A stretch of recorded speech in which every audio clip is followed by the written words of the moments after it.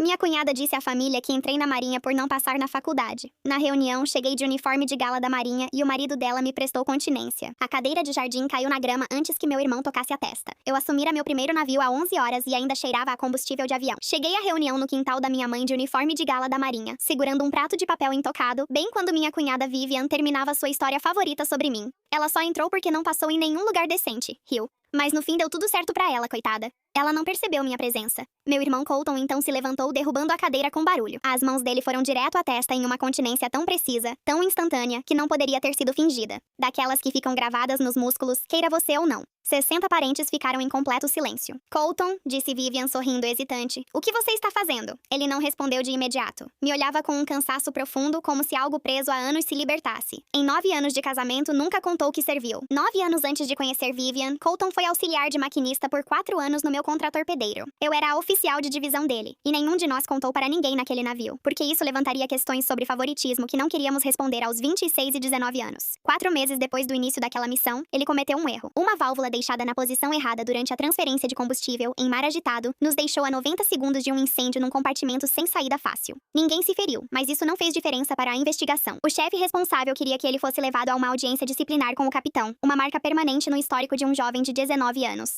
Eu mesma peguei o arquivo de treinamento dele. Descobri que ele tinha sido liberado para aquele posto de vigilância 11 dias antes do previsto por um suboficial que saiu de licença de emergência antes que alguém pudesse perguntar o motivo. Levei isso direto para o capitão, expliquei tudo por escrito. A recomendação virou treinamento extra e anotação de aconselhamento. Colton terminou a missão, serviu mais 2 anos, foi dispensado com honra e histórico limpo. Ele nunca esqueceu o impacto disso em mim. Ele nunca contou isso à esposa, pois Vivian já tinha opiniões sobre o exército e foi mais fácil deixá-la pensar que ele nunca serviu do que arriscar sua opinião sobre ele. Durante 6 anos deixei a versão dela sobre mim prevalecer, achando que corrigir não valia a briga. Estava errada e isso me custou caro. Descobri há 2 semanas que ela fez pior do que falar. Vivian, encarregada dos slides, tirou discretamente 8 fotos do nosso pai falecido de uniforme, dizendo que não transmitiam o tom desejado. 2 anos antes, ela usou $600 que a família arrecadou para o memorial dele para pagar um fotógrafo, alegando à minha mãe que ele preferiria fotos dos netos. Eu permanecia em silêncio. Colton então tirou do bolso uma moeda de desafio de latão, gasta e lisa de um lado. USS Bardstown, disse ele em voz alta. 4 anos como auxiliar de maquinista. Por pouco não fui a um processo disciplinar por um erro que não foi só meu, mas meu oficial de divisão impediu. Ele olhou para a esposa emocionado. Era ela esse tempo todo, Viv. A limonada da Vivian seguia congelada durante um brinde silencioso. Você nunca serviu, ela disse com a voz fina. Falei isso porque você já havia me contado sua opinião sobre quem usa esse uniforme, disse Colton calmamente, sem recuar. Ouvi você falar isso da minha irmã por 6 anos e ignorei, pois temia mais sua opinião sobre mim do que o efeito nela.